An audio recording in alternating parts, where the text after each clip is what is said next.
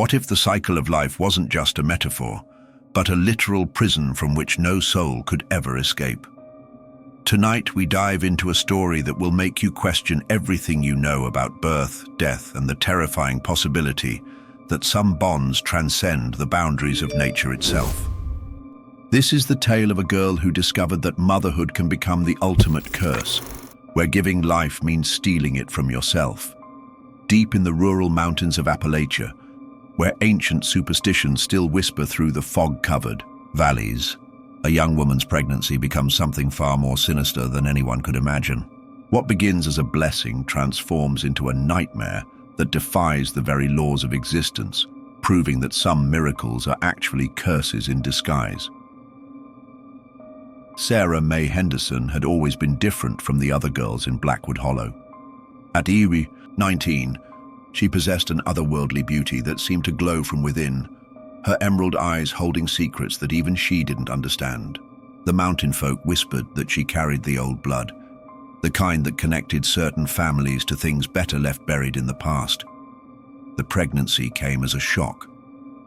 Sarah Mae had never been with a man, yet there she stood in Dr. Whitmore's cramped office, staring at test results that defied explanation.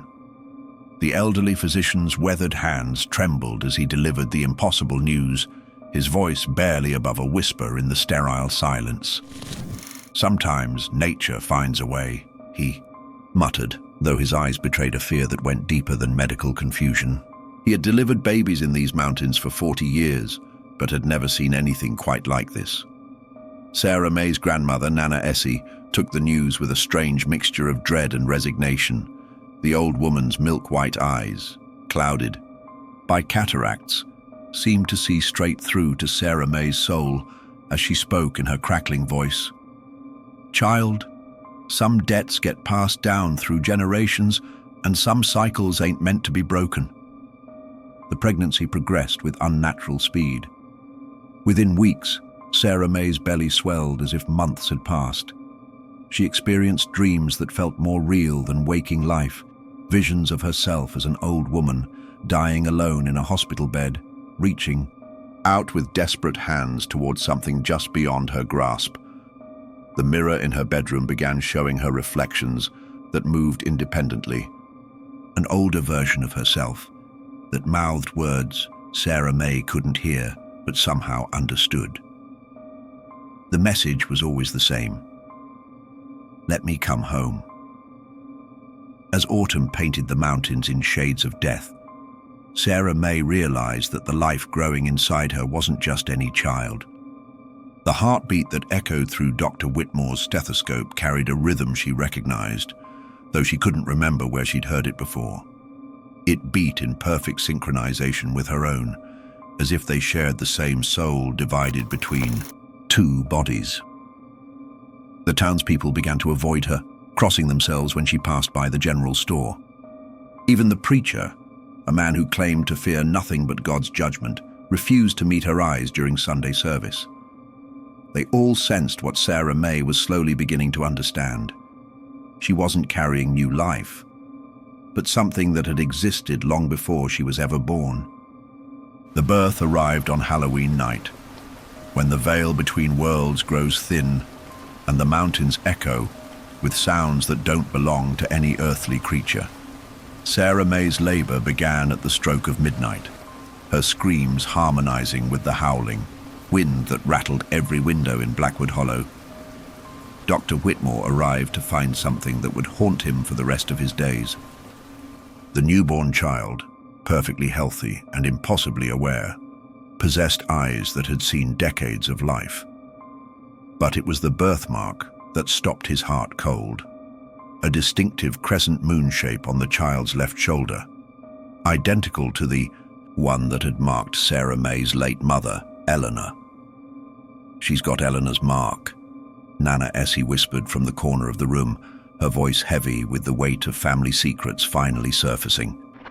"I told your mama this day would come, told her some souls don't rest easy when they leave too much unfinished." Sarah Mae held her daughter, but the child's eyes held no innocence. They were ancient, filled with memories of a life that had ended 20 years ago. in this very house. The baby's tiny hand reached up to touch Sarah Mae's face with a familiarity that made her blood run cold. As the weeks passed, the impossible became undeniable. The child, named Eleanor after her grandmother, displayed behaviors that no infant should possess. She would point to photographs of people she had never met, calling them by names she shouldn't know. She cried only when certain songs played on the radio, songs that had been Eleanor Henderson's favorites before her untimely death. Sarah Mae discovered her mother's old diary hidden in the attic, its pages revealing a truth that shattered her understanding of life and death. Eleanor had made a pact during her own difficult pregnancy, a desperate bargain with forces that dwelt in the shadows between life and death. She had promised her soul would return to finish what she had started, to experience the motherhood that illness had stolen from her. The diary's final entry, written the night before Eleanor's death, contained words that made Sarah Mae's blood freeze. "If I can't raise my daughter, I'll be born as her daughter and raise myself." Dr. Whitmore stopped visiting after little Eleanor, barely 2 months old, looked directly at him and spoke her first word. "Doctor," pronounced with the same inflection Eleanor Henderson had used 20 years ago. The physician left town that same night, selling his practice and never speaking of what he had witnessed in Blackwood Hollow. The truth revealed itself in fragments, like pieces of a mirror reflecting a reality too disturbing to perceive all at once. Sarah Mae wasn't raising her daughter. She was raising her own mother, trapped in an endless cycle of birth and rebirth that defied the natural order. As little Eleanor grew, so did her memories of her previous life. She would speak of Sarah Mae's childhood with perfect accuracy, recounting bedtime stories and lullabies that only a mother would know. She corrected Sarah Mae's memories of events from her own past, filling in details that only Eleanor Henderson could have known. The final revelation came on Eleanor's second birthday, when she spoke the words that would forever change Sarah Mae's understanding of her existence. "Mama, it's time for you to sleep now. I need to take care of you the way you never let me take care of you before." Sarah Mae understood then that she had never been the daughter in this relationship. She had always been the vessel, the temporary guardian, until her mother could return to claim what was rightfully hers. The cycle wasn't ending. It was completing itself in the most horrific way possible. The last entry in Sarah Mae's own diary, written in a hand that grew increasingly shaky with each word, revealed the truth that the mountains had always known. Some debts echo through generations, and some love becomes so twisted that it devours everything it touches. "I am my mother's daughter, but I am also my daughter's mother, and neither of us will ever truly be free."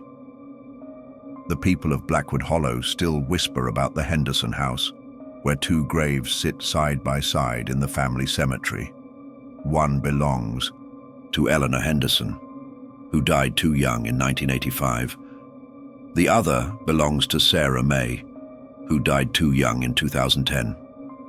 But the locals know better than to trust what's written on headstones in these mountains. Sometimes, on foggy autumn nights, they say you can still hear the sound of a baby crying from the abandoned house. And if you listen carefully, you might hear 2 voices singing the same lullaby, one young and sweet, the other old and weathered, harmonizing in a duet that was never meant to exist in the natural world. The cycle continues, waiting for the next generation to discover that some bonds between mother and child are too strong for death to break, and some love becomes so consuming that it transforms into the very thing it sought to protect against. If this story left you questioning the boundaries between life and death, hit that like button and subscribe for more tales that blur the line between reality and nightmare. Share your own theories about the Henderson family curse in the comments below. What do you think really happened in Blackwood Hollow? And remember, some stories are more than just entertainment. They're warnings about the dangers of love that refuses to let go.